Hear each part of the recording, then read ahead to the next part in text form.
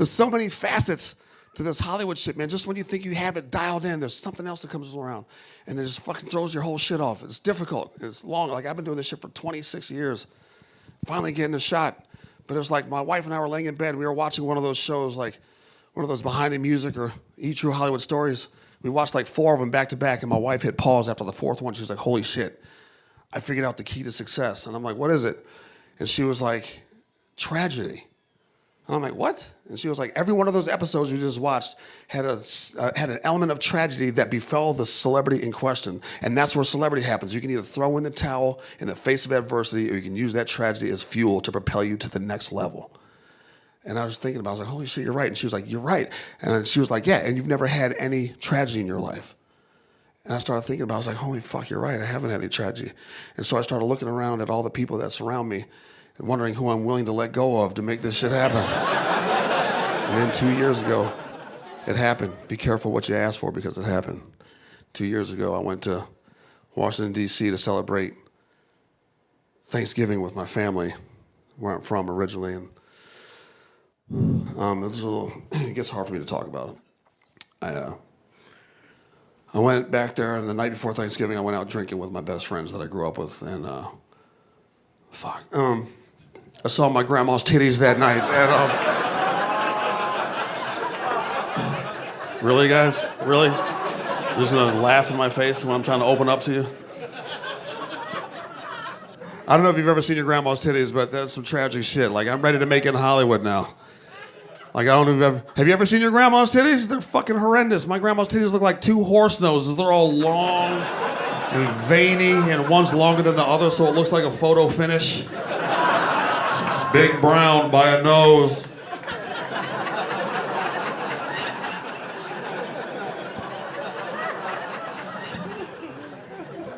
They're awful. This is how it happened. Old people get up early as shit for nothing. There's no reason for old people to get up as early as they do. I'm sneaking into my grandparents' house at 2:30 in the morning, stumbling drunk. I'm trying to get in the house as quiet as possible to evade detection. I open the front door. My grandmother's standing there. We're face to face, scared the shit out of each other. And I was the... My grandmother's very hunchback. It's got to be hollow because it was very deep and resonant. I was coming from back there. I'm like, Grandma, why are you out of bed at 2:30 in the morning? I heard noise on the front porch. I thought it was the newspaper. At 2:30 in the morning, the shit ain't even printed yet. Go back to sleep. But she won't, because when you're 93, sleep is the cousin of death. So once she's up, she's up. All her friends that died in their sleep, so she ain't risking it. She has a coffee IV just shuffling around the house, mainlining Folgers straight to the vein. I got so much caffeine in my system, I can't even blink. I can't die if I can't close my eyes. Come on, Grim Reaper, I got something for you, baby. So she's up, and all I want to do is just lay down. I'm like a 4-year-old. I'm just like, I want to just go lay down. Stop standing in the doorway and let me pass. She just wants to ask me a bunch of questions. Who were you hanging out with tonight? Who was there? Were there a lot of fine young ladies in the house? What were you drinking tonight? Who was on the wheels of steel? You're going to wait till 2:30 in the morning when I'm shit-faced to start trying to relate to me? So I just had to turn the tables and start asking her a bunch of fucked up questions to make her leave me alone. Grandma, how did you let your back get higher than your head? I just wanted to lay down, and she's trying. Why am I able to see your back in your driver's license picture? Why does it perpetually look like someone's standing behind you? And probably the most fucked up question I asked, well, what are we supposed to do at the funeral when you won't lay down in the casket? I'll be telling the funeral director, we don't need the pillow. We're saving that $25. Take that pillow out of the fucking... She hasn't touched the pillow in 17 years. They're gonna be like, we're gonna have to comb her wig to the back and put her arm up on the side. We can't close the casket right now. Just make it look like she's in a convertible.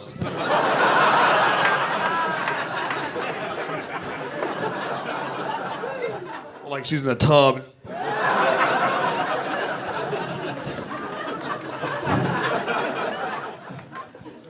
All I want to do is just lay down. I'm the type of drunk that I just want to kick my shoes off and fall face first into the pillow and just knock out.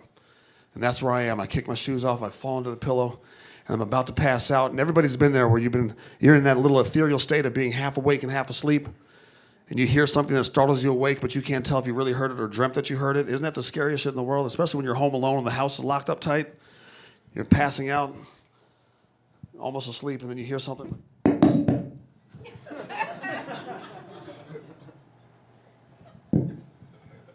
Oh, shit.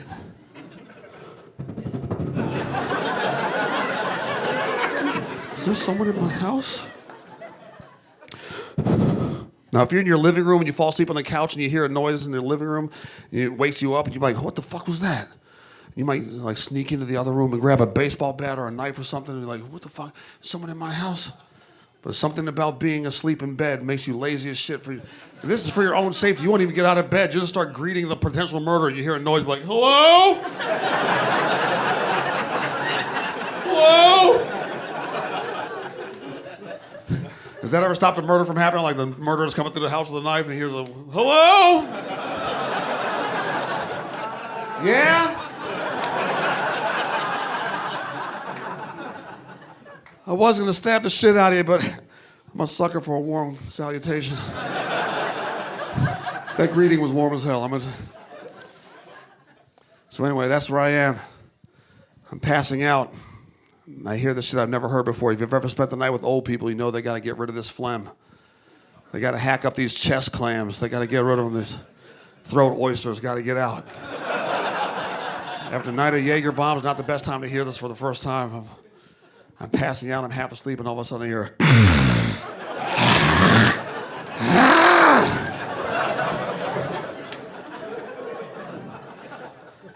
I'm so disoriented, it's pitch black in the room, I'm still doing this. What the fuck is that? A Native American? It's like, oh shit, okay, I must be tripping, wow. So I put my head back on the pillow, as soon as my head hit the pillow, it started right back up.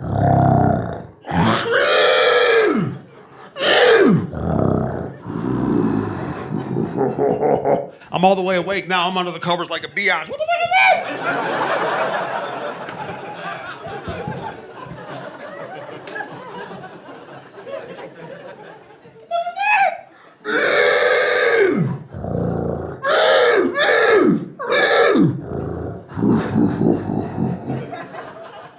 After like 4 or 5 minutes of nothing happening, my fear started turning into anger, and now I'm getting mad. Who the fuck is watching Jurassic Park at 2:47 in the morning? Turn it down!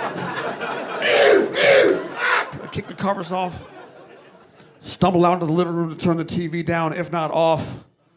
And when I get out to the living room, the TV's already off. And that scared the shit out of me. That told me whatever's making those noises is in the fucking house. And like I said, I'm half black and half white at that point. My two halves completely separated. The black half of me wanted to get the fuck out of the house immediately. The white half had the insatiable urge to investigate.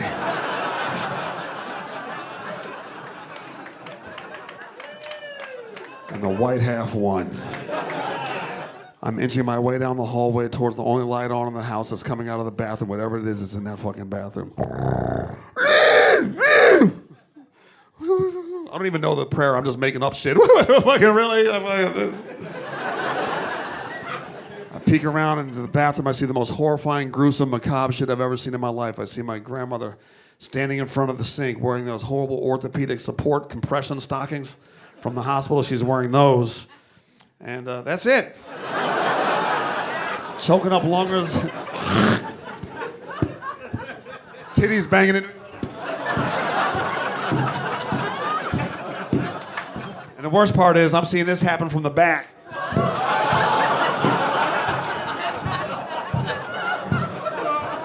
The longest, gnarliest titties banging off the saddest ass cheeks I've ever seen in my life.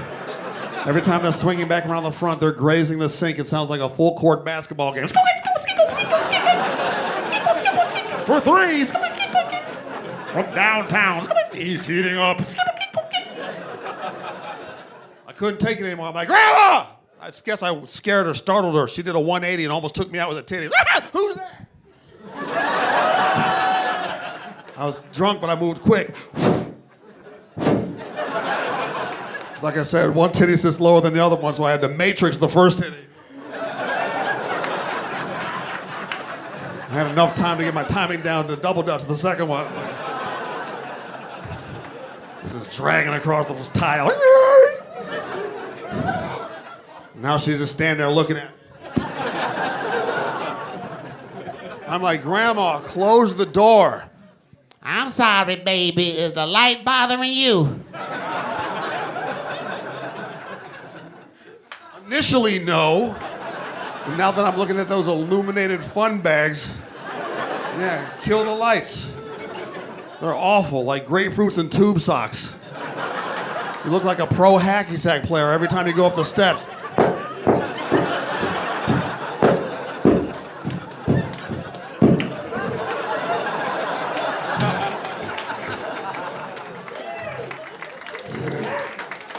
I did those jokes on TV. Don't clap, I'm gonna get in trouble. I already got in trouble for doing those on television one time. She saw me do those jokes. She cut, and I told her to watch. It was a huge mistake. And she called me the next day, and I just sent it to voicemail because I knew what it was about. I didn't want to hear it. I was in a good mood from the show. I was like, I'm not listening to this shit. Sent it to voicemail, and then later on that night, I listened to the voicemail, and it was enraging. It was like a minute of her yelling at me. And the worst part about her yelling at me about doing the jokes about her titties was that she leaves her name at the end of the voicemail. Like, I have no idea who the fuck it is. Like, it's the big reveal. She was like, I saw your bullshit last night on TV. You talked about my titties for 20 goddamn minutes on national television. What the hell is wrong with you? I know you think everything is a joke, but this ain't no joke. These are my real titties and my real life. I told all my girls from church, my Bible study class to watch my grandson on TV. Now I can't go back to my Bible study classes. All my girlfriends gonna be talking about, here comes big, long titty Margaret coming. You talk about my titties for 20 goddamn minutes on national television. You need to knock that off, leave my titties in my blouse and not in your routine. And you better call me back and let me know you got this message. This is Grandma, by the way. Followed by her signature hang up, which is another minute and a half of her trying to hang up the phone. Call me back. This Grandma, by the way.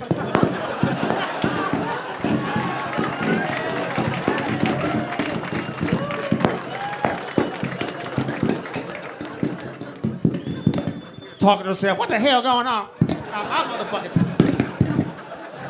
Anyway, guys, you guys have been fantastic. Thank you very much.